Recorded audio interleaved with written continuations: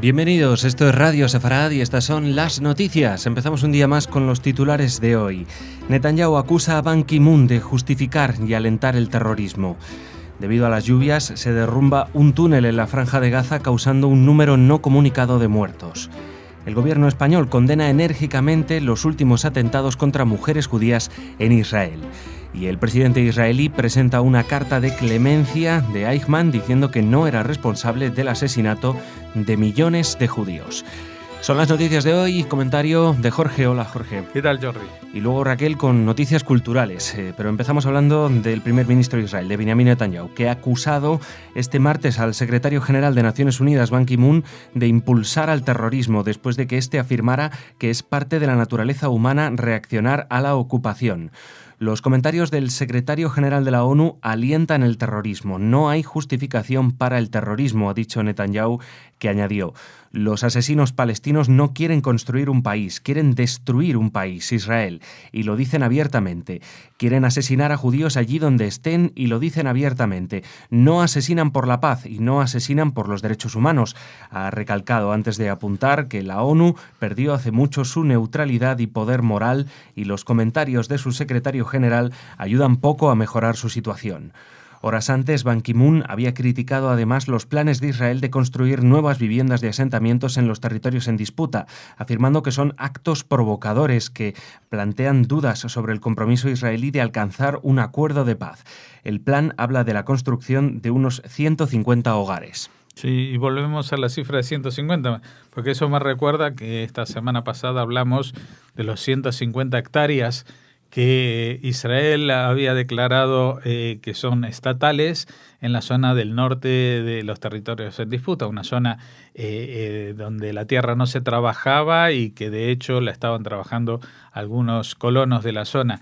Y por abandono y según la ley que rige para estos temas, pues decidieron estatalizarlas. Y aquí también pasa lo mismo. El mayor obstáculo para la paz, y eso lo dice el secretario general de Naciones Unidas, son 150 casas. 150 casas, ese es el problema. Eso es lo que obstaculiza la paz. No obstaculiza la paz los actos de terrorismo, los acuchillamientos diarios, la gente desesperada que no sabe dónde meterse cuando por la calle pasa alguien y le tira un coche encima o sale con un hacha de su coche a matar gente o a clavar cuchillos en las puertas de las casas, allí donde estén. Es que realmente, como en este sentido me uno al comentario de Netanyahu, en el que las Naciones Unidas hace mucho que han perdido su neutralidad. Que el tema de Israel son condenas tras condenas tras condenas, cuando en el mundo parece como que no existiera nada más y como que el resto del mundo viviera en una paz y convivencia magníficas. Si alrededor del propio Israel se está librando la peor de las guerras de la historia, así la están afirmando algunos, con la cantidad de muertos civiles que hay en Siria, pues las únicas palabras que salen del secretario general de Naciones Unidas son para justificar, diciendo que es parte de la naturaleza humana reaccionar a la ocupación. Y no lo dice fuera de contexto, lo dice hablando del terrorismo del que estamos hablando, de estos actos con cuchillos, con atropellos, con disparos, con agresiones. Entonces está como diciendo, bueno, pues esto hay que entenderlo. ¿Hay que entender qué? Hay que entender entonces también a Daesh, que porque los siglos pasados no sé quiénes colonizaron el Oriente Medio y entonces eso les da derecho a degollar, o que vinieron hace 8 siglos alguien y estableció una misión cristiana en un país de mayoría musulmana y entonces eso les da derecho a masacrar a los cristianos. No sé, ¿a qué puede llevar la locura de perder todo estamento moral en un organismo internacional? Y otra vez me uno a otro comentario de Netanyahu cuando dicen que los actos estos no son para favorecer la creación de 2 estados, ni siquiera para la construcción de un país. Todo está canalizado de forma negativa en la destrucción, en la muerte y en el asesinato de personas. Y si hay algo que va en contra de los derechos humanos más básicos, creo que es eso. Un túnel construido bajo la Franja de Gaza se ha derrumbado mientras varios palestinos se encontraban en su interior, sin que por el momento se tengan datos sobre el número de víctimas, aunque se apunta a más de 7. Las fuertes lluvias causadas por el temporal de frío que azota la región podrían haber sido la causa del derrumbe. Los palestinos han construido en Gaza una amplia infraestructura subterránea de túneles de ataque para infiltrarse en Israel, matar y secuestrar civiles.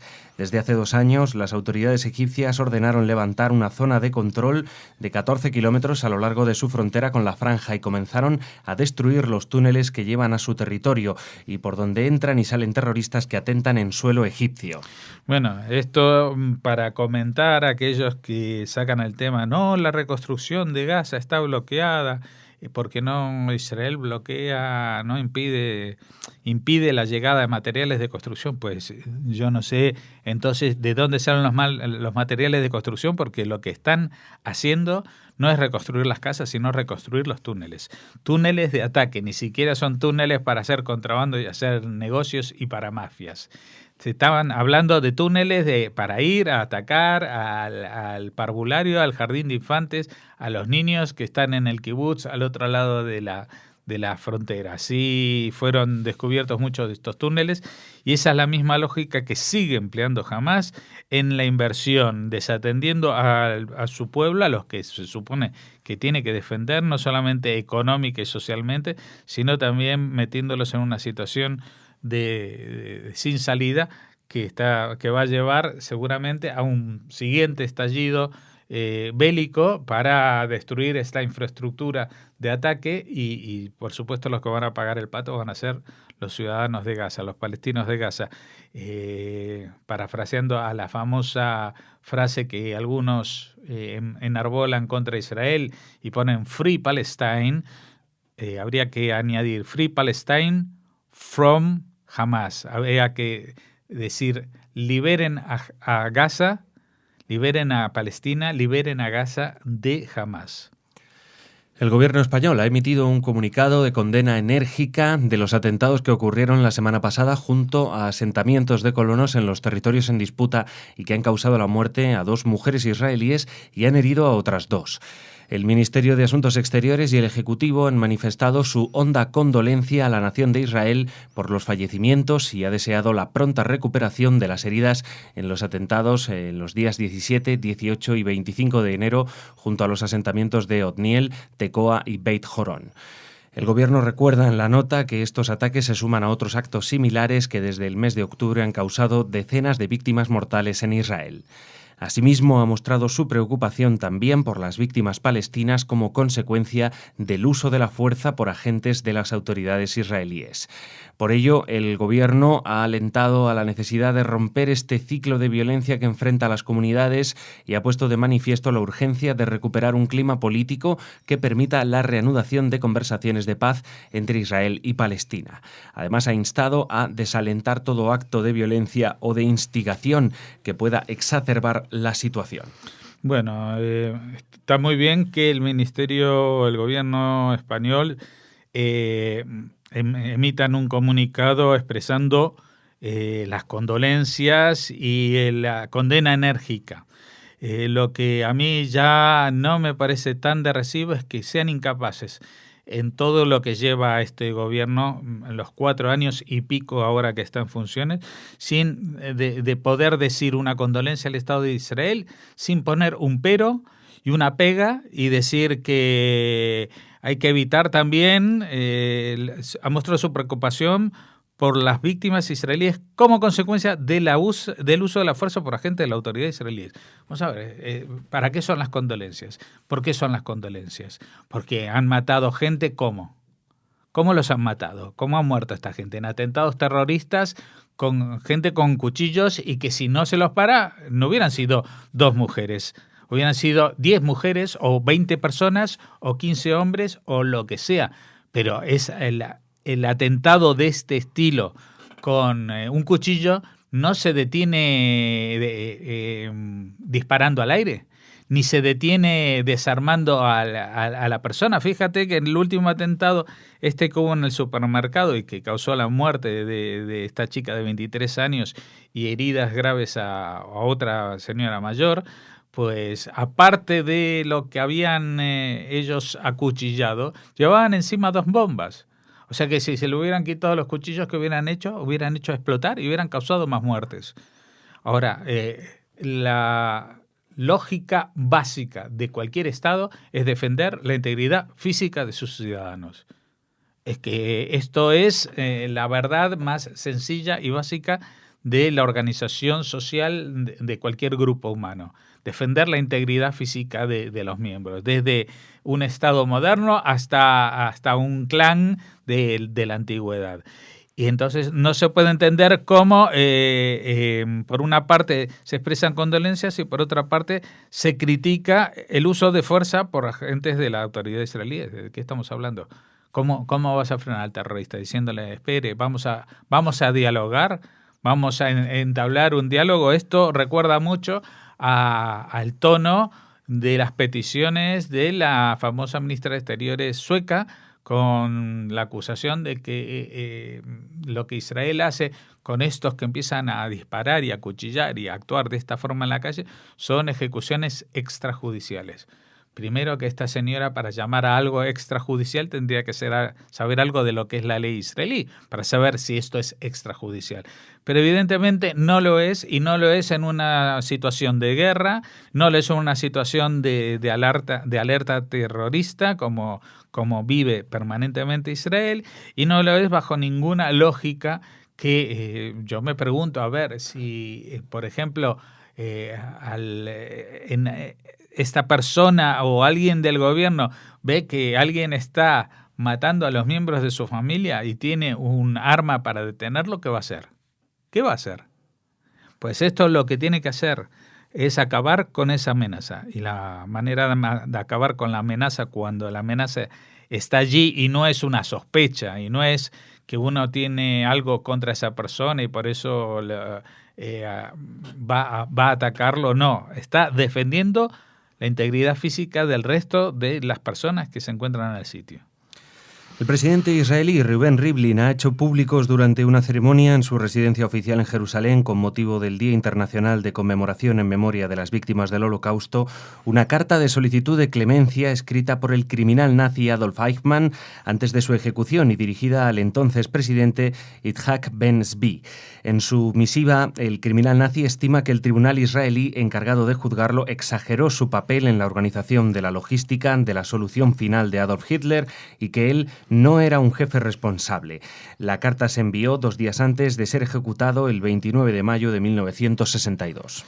Sí, bueno, entonces tenemos que sumar a la bajeza moral de un criminal como Eichmann también su cobardía por no asumir la responsabilidad de sus hechos. Otra vez, Adolf Eichmann no era ni un soldado cualquiera, ni era el guardia de turno, ni era el máximo oficial encargado de la eliminación de los judíos de Europa. Vamos a ver, era el ministro del Holocausto, el encargado de llevar a cabo este plan en Europa.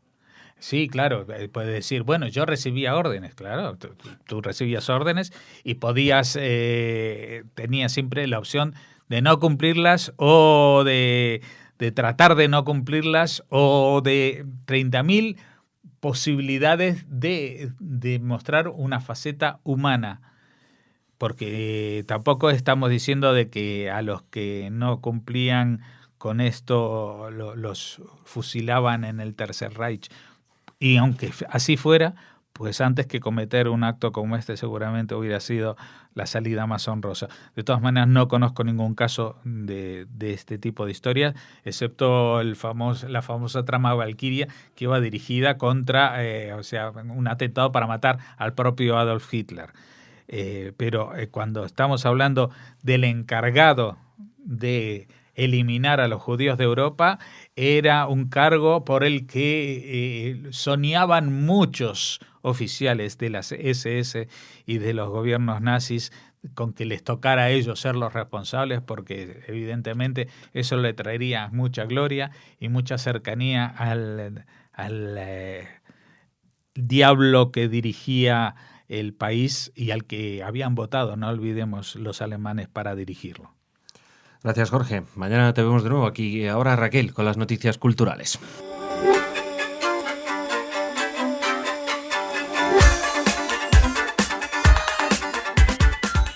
Bueno, noticias culturales con Raquel. Hola, Raquel, ¿qué tal? Hola, Jordi, muy bien. Bueno, cuéntanos. Todavía con los ecos del 27 de enero, como no podía ser de otra manera. En este caso viajamos a Estados Unidos porque Michael Douglas, recordarán nuestros oyentes que fue galardonado con el premio Génesis el año pasado. Bueno, pues en este caso se une a Nathan Sharansky para visitar diferentes universidades norteamericanas para hablar sobre antisemitismo, antiisraelismo y todos estos temas que nos preocupan. Douglas y Sharansky visitarán la Universidad de Brown el próximo 28 de enero, la Universidad de Stanford el 2 de febrero y la Universidad de California en Santa Bárbara al día siguiente, el día 3. Abordarán también cuestiones como la tolerancia y la inclusión en la comunidad judía mundial. El programa se llama Jornadas Judías, una conversación con Michael Douglas y Nathan Sharansky. Está coorganizado por la Fundación Premio Génesis, Hillel Internacional y la Agencia Judía para Israel. Sharansky, recordamos a nuestros oyentes porque Michael Douglas es suficientemente conocido, Jordi, es un ex refugiado soviético, fue preso político y ahora es candidato a la Medalla Presidencial de la Libertad y la Medalla de Oro del Congreso norteamericanos. Es la primera vez en este periodo actual de mayor actividad anti-israelí que una celebridad de Hollywood ha ofrecido unirse a un líder judío para visitar en los Estados Unidos distintos campus universitarios y hablar con los estudiantes acerca de Israel y el pueblo judío. En momentos en que la comunidad académica y otras fuerzas están haciendo esfuerzos sostenidos para deslegitimar a Israel, estas visitas son particularmente importantes y oportunas. Estas son declaraciones del cofundador y presidente del Premio Fundación Génesis, Stan Polovets. Ya saben que el Premio Génesis está solventado por el grupo de filantropía Génesis, que se esfuerza en construir la identidad judía entre judíos de habla rusa de todo el mundo. Lo que ha dicho Michael Douglas es que tuvo el honor de recibir este premio el año pasado y que se ha animado a profundizar en su compromiso y la creencia de que todos debemos ser más inclusivos con el fin de que la fe y la cultura judía puedan prosperar. Estas visitas brindan la oportunidad de que tanto Nathan como yo podamos hablar directamente con los jóvenes acerca de los retos a los que se enfrentan y para que puedan compartir una visión sobre cómo nos hemos ocupado de estas situaciones a lo largo de nuestras vidas. Esto es lo que ha dicho el hijo de Kirk. Muy bien, Raquel. El nieto del trapero. Ya sabes que la biografía de Kirk Douglas es el hijo del trapero. Bueno, pues el nieto del trapero. Muy bien, pues eso en cuanto a Michael Douglas, Nathan Sharansky, ¿qué más nos tienes que contar? Un libro también vinculado con este tema que nos ocupa en esta semana. Es una obra coordinada por Ángel Prior Olmos, catedrático de Filosofía de la Universidad de Murcia. En esta universidad se ha publicado este libro, La experiencia del Holocausto, del ciclo La experiencia del Holocausto y sus consecuencias éticas. El libro se titula Experiencia totalitaria, resistencia y testimonio de Boehefer a Kertész. Y bueno, ha sido coordinada, como les decimos, la obra por Prior Olmos. Recoge una amplia antología de textos redactados por testigos fundamentales de la experiencia totalitaria del siglo XX, algunos de los nombres pues tan conocidos y reconocidos como los de Primo Levi o Kertész o Hannah Arendt. La presentación tuvo lugar hace escasas horas en la propia Universidad de Murcia y bueno, queremos tener la oportunidad de hablar con los responsables de este título que aparece justo con motivo del Día Internacional de Recuerdo de las Víctimas del Holocausto y Prevención de los Crímenes contra la Humanidad. Muy bien, pues ¿qué más tienes por ahí, Raquel? Terminamos con música, Jordi. Sí, porque durante el año pasado recordarán nuestros oyentes que hemos estado celebrando el 700 aniversario de la construcción de la Sinagoga de Córdoba.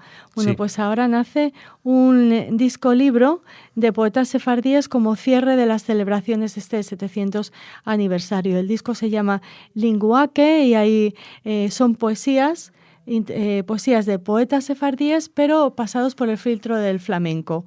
Colaboran estos poetas y poetisas sefardíes, como por ejemplo Ernesto Caán, Francisco Morales, Matilde y Viviana Barbatán, Margalín Matitiao, Afner Pérez, con la tutela, con el patrocinio de la familia Nahmia, una familia judía cordobesa, y han creado este disco libro en el que también participa el cuadro flamenco del Conservatorio Profesional de Música, músico Zirzaf de Córdoba. Es un proyecto novedoso y complejo, ya que, como les comentábamos, interpreta en clave flamenca letras de poemas de escritores sefardíes. El disco, por tanto, nos comentan desde Córdoba, muestra la belleza de la poesía sefardí, el talento de los cantaores y músicos que han intervenido en él y la capacidad expresiva de nuestro elemento cultural más singular, que es el flamenco, un producto cultural excepcional para recordar los 700 años de un monumento único. Y este disco libro cierra un poco la multitud de actividades que ha habido en torno a esta conmemoración. Por ejemplo, 25 conciertos de música clásica, 7 exposiciones organizadas por las diferentes unidades que dependen de cultura, como los museos de Bellas Artes, Arqueológico, Archivo Histórico y Biblioteca Provincial, y las escuelas de artes y oficios y el consorcio Escuela de Joyería. La sinagoga ha superado todos los récords de visita y ha llegado a alcanzar los 603.725 visitantes. Esperemos que esto no sea solo con motivo de esta efeméride, que siempre, es una llamada de atención importante, pero que se mantenga en los años venideros. Pues sí, una bonita propuesta. Y nada, Raquel, muchísimas gracias por traernos noticias culturales. Mañana te esperamos aquí de nuevo. Hasta mañana. Hasta mañana.